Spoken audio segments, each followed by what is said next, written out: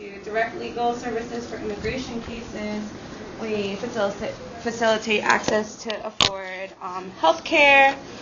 We support education and overall defending civil rights for the immigrants in the community. So we do a little bit of everything, and we are a very, very small staff.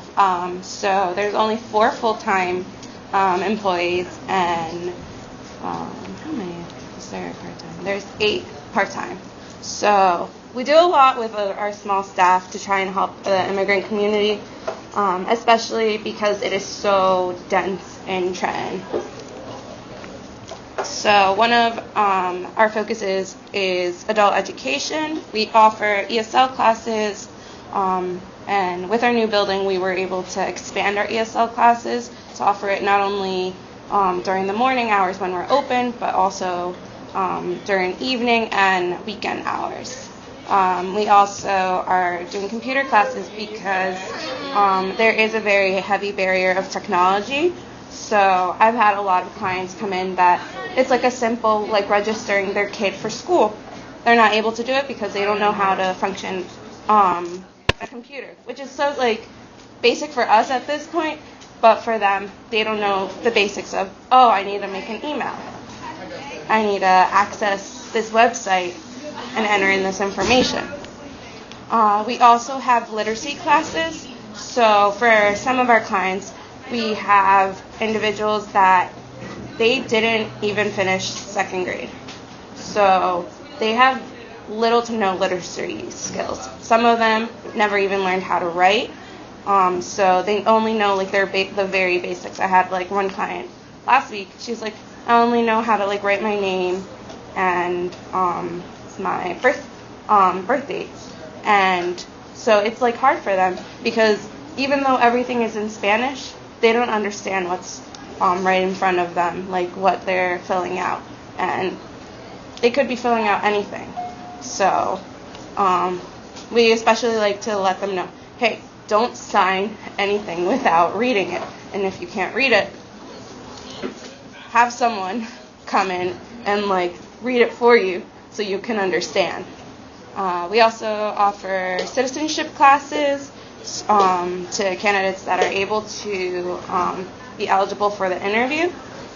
And then starting this fall, we're going to have like a small cohort of bilingual GED classes for those individuals that are really motivated to try and better themselves. They maybe missed 1 year for their cutoff for graduating in their home country, but right now they're working very low-skilled jobs because they don't even have anything equivalent to a high school diploma.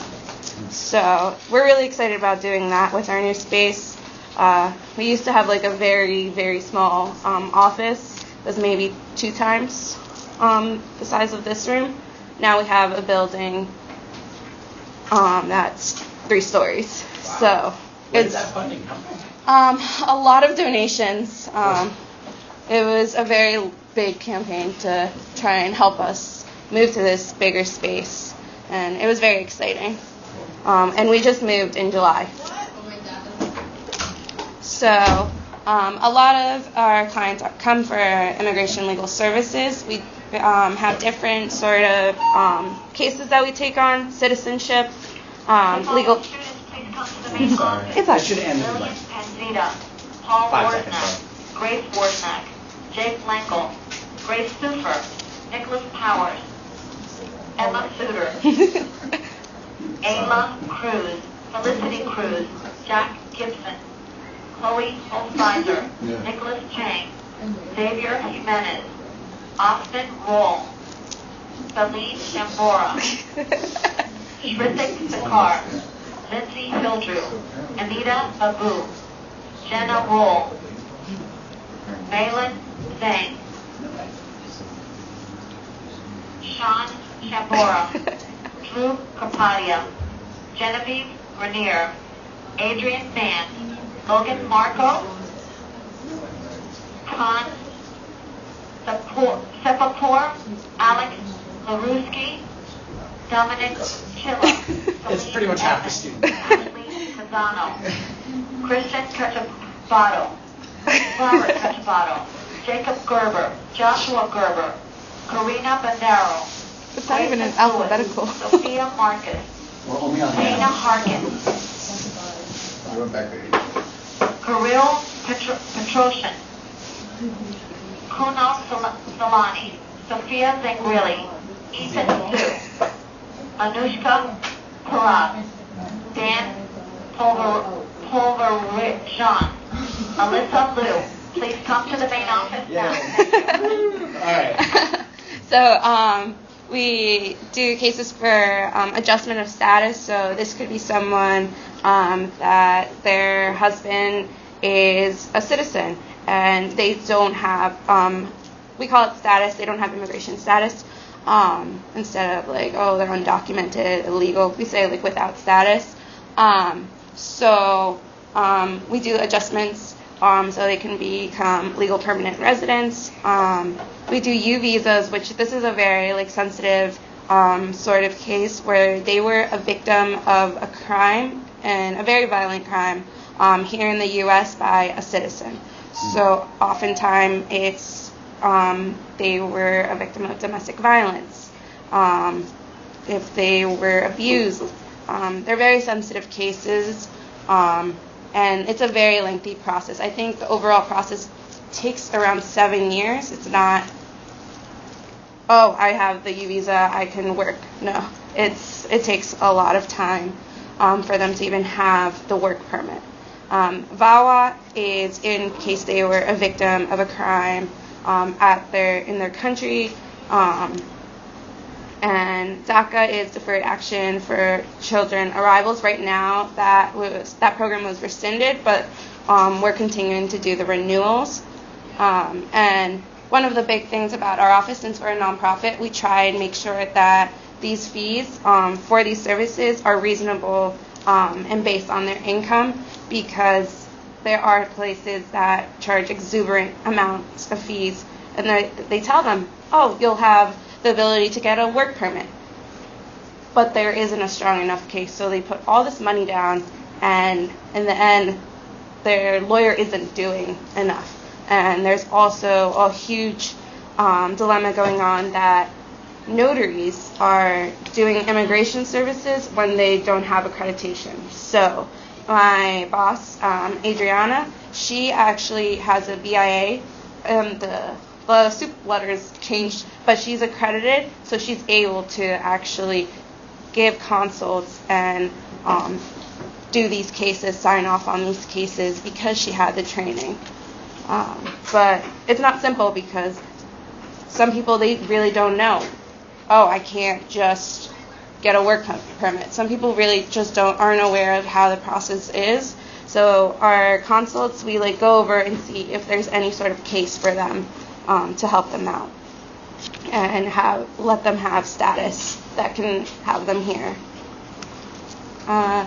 Another one of our services is the Mercer County Community ID card. So do you guys have licenses, or will be getting licenses soon? For many of our clients, they are carrying around only their passport or their country ID card. So it's something that identifies that, oh, they don't have an ID. Why don't they have an ID? Why don't they have a license? And it brings up all these immigration questions. So one of the things that we started was the Mercer County Community ID card. So these are accepted in Ewing, Plainsboro, Princeton, Borough and Township, Trenton, and West Windsor.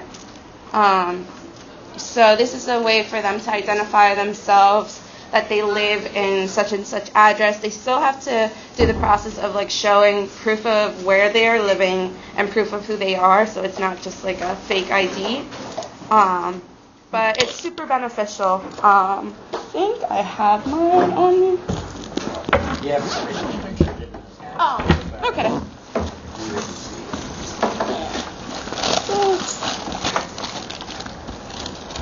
So this is really useful, especially if in cases of emergencies where they have to go to the hospital.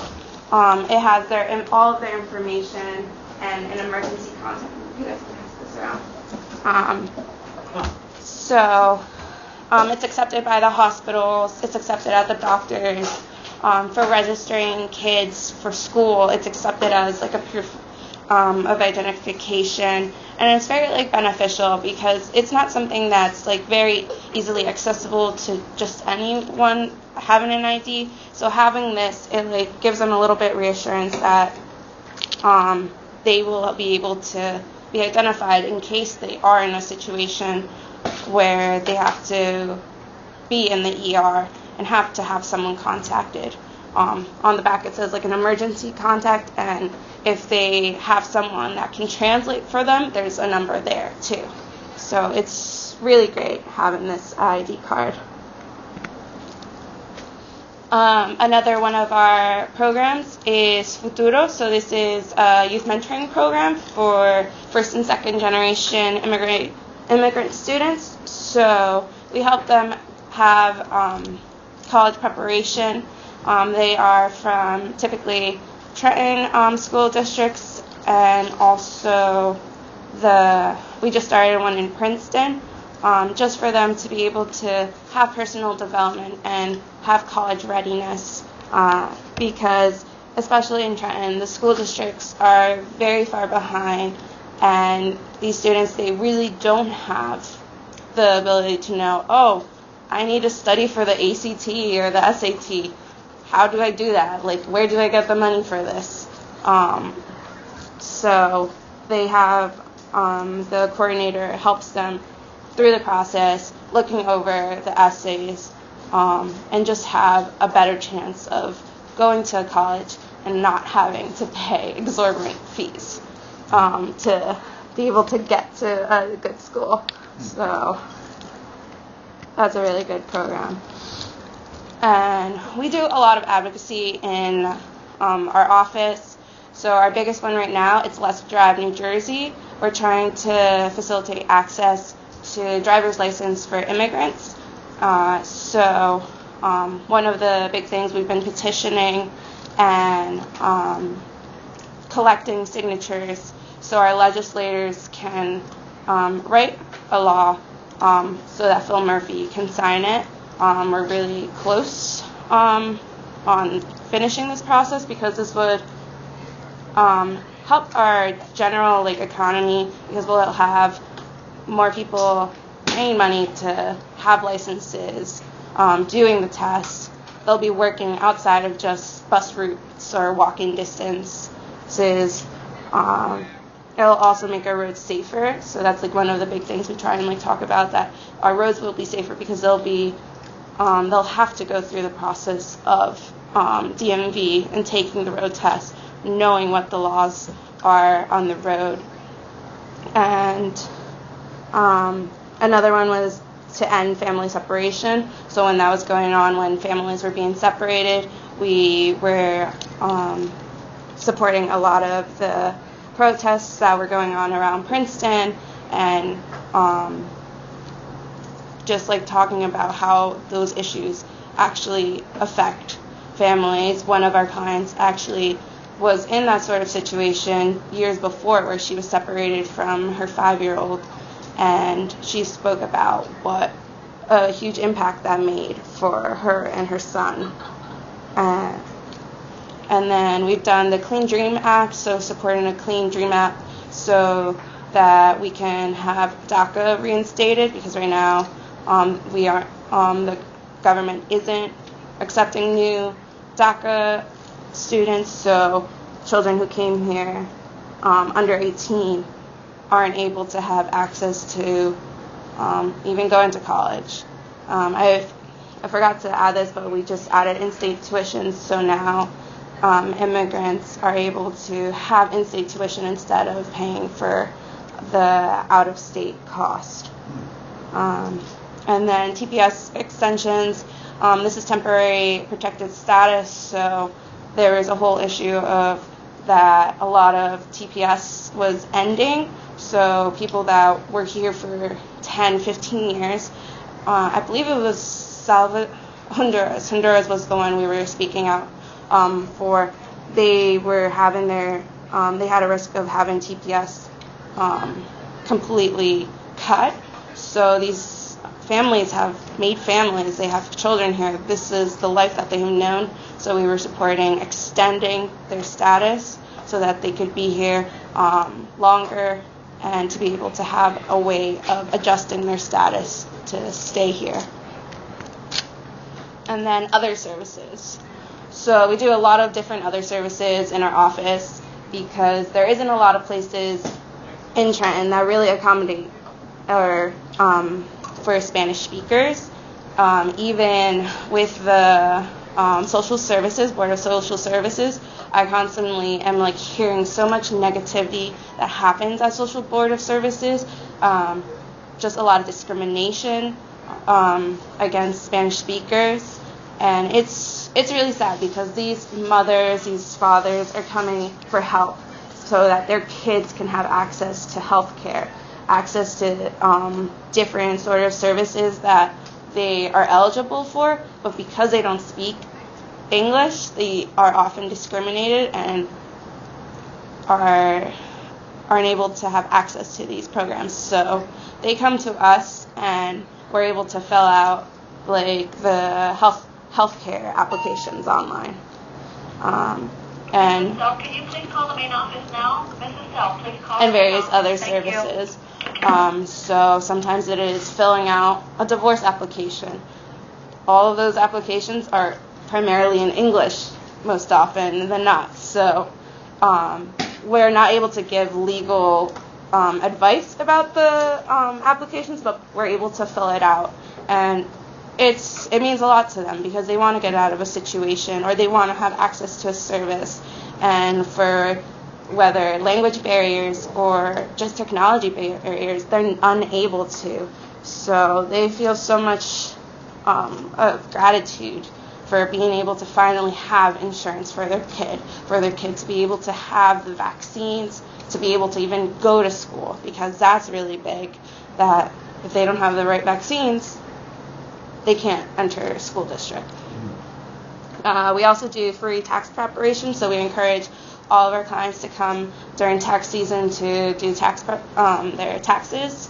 So even though they might not have a social security number, they are eligible to have an ITIN number, which is a number that identifies them to be able to write down, okay, this is what I made, this is what I owe for taxes. So if they've been here for more than 6 months, I believe, they're eligible to have an ITIN number and file taxes. And that's really good for them if they choose to end up wanting to file for immigration status. They can show, I have been paying my taxes. And a lot of people, they do pay their taxes.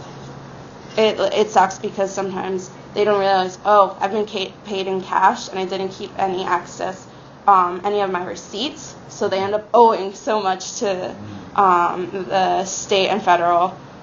So we try and explain, okay, because you're paid with cash, make sure you start saving a little bit at a time. Save your receipts that you spend money on your uniform, spend money on gas, spent money on all these deductions so that you are able to bring that number down a little bit. We also offer health screenings. So every few months we have the Horizon Blue Cross Blue Shield come and just do general checkups of blood pressure, sugar levels, just very basic health screenings for clients. And because sometimes they're not able to have access to that service, and we try and let them know of different services that they are able to go because they aren't eligible for health insurance. So there are various clinics that have the ability to see them, and it's based on income. So they can go to these clinics. There's Henry J. Austin is a very huge network in Trenton area where they don't need to have insurance to go there, and it's based on their income, and they do a various amount of different services. So they do just general family medicine, gynecology services, all these different types of services to help them, because everyone gets sick once in a while, and they shouldn't have to go to the ER and pay the crazy amount of fees for the ER when it's just a cold, just pink eye. Just to give you a heads up, the bell for the end of lunch is going to be in about 3 minutes. Okay. So I don't know if questions are yet. Thank you. Okay. So, almost done. So, yeah, filling in the general applications, and then we do translations and notary services. So, yeah, that's about us. Do I have any questions? I'll pass these around so that they can have a little bit about us. What's the dynamic? Do you have a question? So when you were talking about the people who work at this place, do you have to be bilingual to work there, or are there, what types of jobs do people who work there? So the types of jobs. So we have the legal service coordinators. Most of us, I think, actually all of us were bilingual. So that's very necessary because most of our clients are Spanish speaking. We've started having the Haitian population from Trenton come to us for ESL classes, and we've been trying to also getting communications with the Polish community because they also are in Trenton, but it's the executive director, who's my boss, who runs everything. The legal service coordinators, that we have 2 of them. I'm the office manager. We have a client advocate. We have a community, so the client advocate helps with all of the applications, the general applications, translating, just helping make calls to the IRS, which are super difficult. We have the community outreach. This Lauda, she helps with reaching out to the community, seeing what the needs are, going out there, letting people know who we are. We have the ESL coordinator, and who is in charge of the ESL classes, and then also our Futuro program managers, who are in charge of the high school mentorship program. Did you want to say something, or to wrap up, or? I don't know. Thank you so much. Yeah. It was super interesting. Yeah. It's a great first option for conversations. Thank you, all for coming. Yeah. Thank you for Thank you so coming. much Thank for you your for having time. me. Yes, definitely.